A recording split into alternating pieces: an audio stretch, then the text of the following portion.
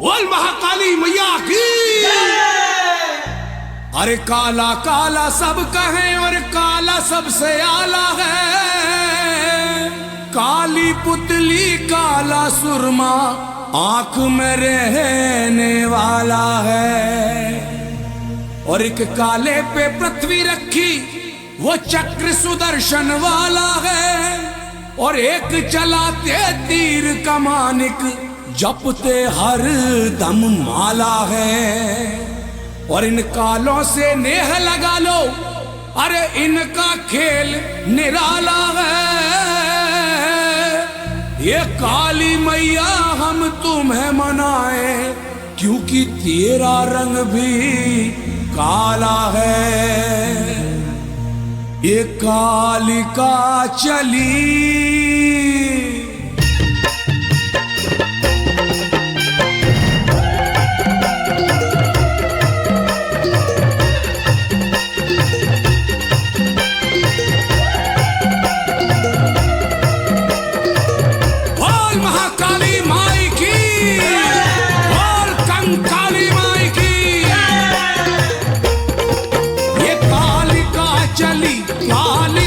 चली, कालिका चली, कालिका चली, ये कालिका चली, कालिका चली, कालिका चली, कालिका चली, ये माई चली अमावस रात मात कालिका चली, माई चली अमावस रात मात कालिका चली, कालिका चली रे कालिका चली, कालिका चली, कालिका चली, ये माई चली अमावस रात मात कालिका चली, माई चली अमावस